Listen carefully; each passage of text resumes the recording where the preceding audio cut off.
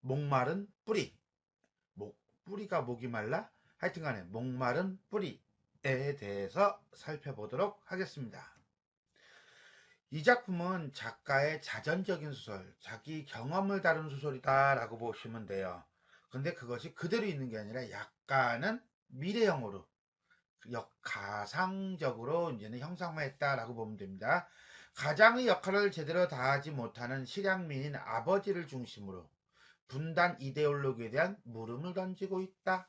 나 1인칭 시점이네요. 통일이 된 후, 통일이 된 걸로 가정을 하고 있어요. 자, 이복형 태섭을 만나 태섭도 자신처럼 아버지에 대해 이중적인 애증의 감정이 있는 것을 눈치채게 된다. 또한 태섭과의 대화가 깊어질수록 시대의 상처와 남북 간의 가족들에 대한 미안함과 애정이라는 복합적인 감정을 품고 살아온 아버지를 이해하게 되고 아버지에 대한 원망과 아쉬움을 떨쳐버리게 된다. 라고 보면 되겠네요. 작가는 이 작품에서 상징적인 소재와 자연물 등을 활용하고 나와 아버지의 내면적인 화해와 가족의 화합을 모색하며 분단 상태를 극복하고자 노력해온 우리 민족의 현실 인식과 소망, 그리고 미래에 대한 전망을 제시하고 있다라고 할 수가 있겠습니다. 자, 전체 줄거리를 한번 볼까요? 남북이 통일된 직후인 2002년, 2002년? 2002년을 작가는 이때쯤 되면은 통일이 될 거다라고 생각을 했었나 봐요. 그러니까 설정을 2002년으로 했겠죠? 근데 지금은 2020년인데 아직도 통일은 안 됐는데, 그러고 보면은 우리는 우리의 생각보다 남한과 북한의 관계 진전은 훨씬 더디지 않나 라는 생각을 잠깐 합니다. 남북이 통일된 직후인 2002년, 나의 아버지는 6.25 전쟁 중 가족을 북쪽에 두고 홀로 남쪽으로 내려와 가정을 꾸리고 살다가 1985년 중풍으로 생을 마감한다.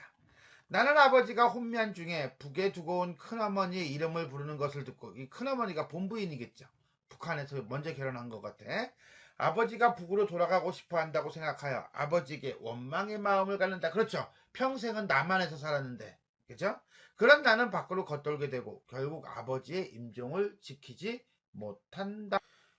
그로부터 17년 뒤 아버지가 북에 두고 내려온 아들 김태섭. 이 김태섭이라는 사람은 아버지 아들이니까 나의 형이 되겠네요. 배다른 형. 그죠? 왜?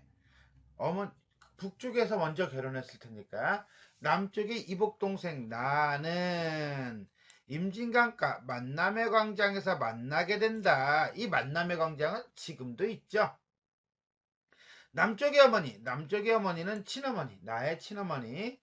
돌아가신 아버지의 수척한 모습이 담긴 사진을 이복형이 볼까봐 걱정하며, 왜? 수척하잖아. 못 살았다라고 생각할 수도 있으니까. 초상화를 그려오지만 나는 아버지의 있는 그대로의 모습을 태섭에게 보여주려고 한다. 전개 파트 볼까요?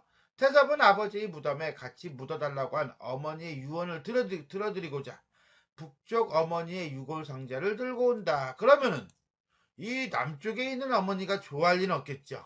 이러한 태섭의 방문 목적을 알고 남쪽의 어머니는 죽어서 누울 자리마저 빼앗긴다며, 그 말은 결국 뭐야? 아버지가 평생 북쪽을 생각을 했다는 거예요. 그거에 대한 어떤 열등의식 같은 게 있었나 봐. 분노하며 나는 태섭과 자신의 어머니 사이에서 매우 난처해야 한다. 위기.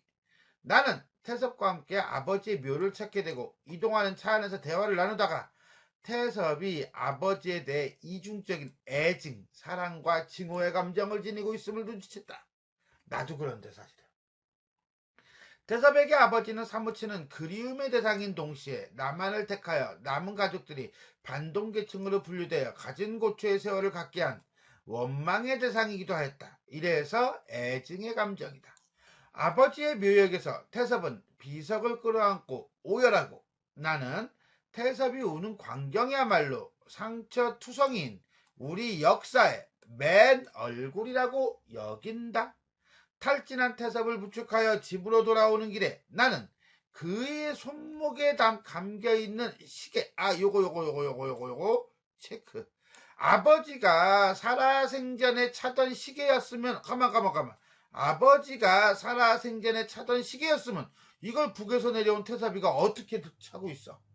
그 말은 둘이서 만났거나 아니면 연락을 주고받았다라는 증거가 될 수도 있겠죠. 그러다 보니까 나는 혼란스러워 한다. 결정. 그날 밤 나는 태섭과 술을 마시다가 그가 차고 있는 시계에 관해 묻는다.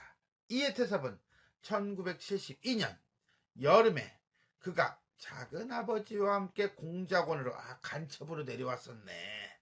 아버지를 설득해 북으로 함께 가려 했음을 말한다. 그러나 아버지가 남쪽의 가족을 두고 갈 수 없다고 하면 요거 반전이죠. 그죠? 요거.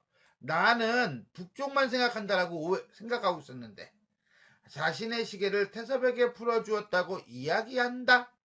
아버지가 사실은 자신을 진심으로 사랑하고 있었다는 점을 알게 된 나는 아버지에 대한 오해를 비로소 풀게 된다.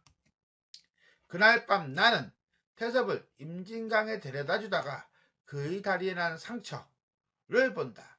나는 상처 위에 손바닥을 얹고 태섭은 나의 손등을 위에 손을 포갠 채 라고 하는 거 보니까 결국은 이건 뭐예요? 그렇죠.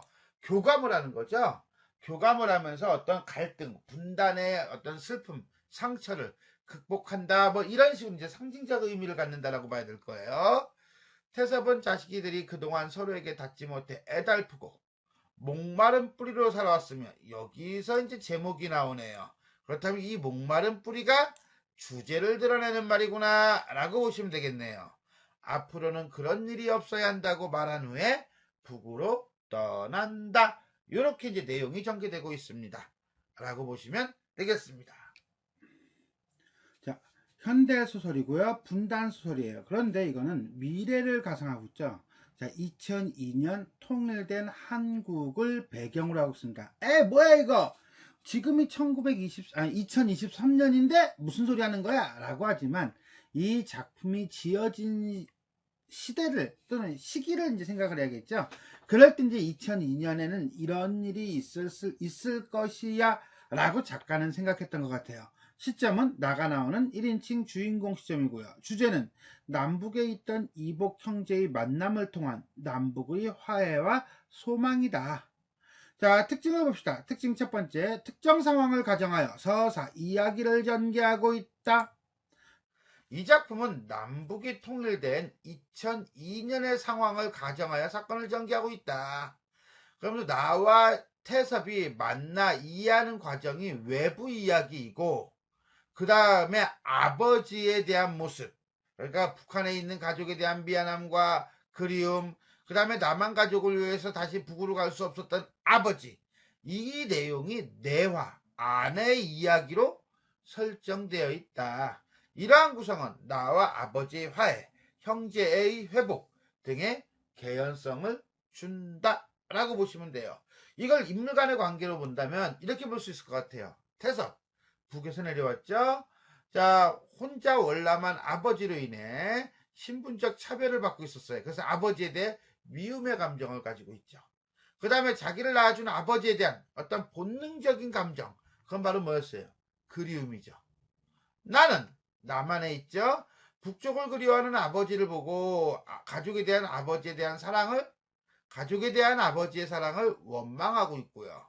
그렇지만은 태섭과의 대화를 통해서 아버지의 상처, 한을 이해하는 연민이다. 요렇게 이제는 여기 바깥 이야기가 되겠네요. 그죠? 그러면서 아버지는 결국 태섭의 아버지이면서 나의 아버지이기도 하죠.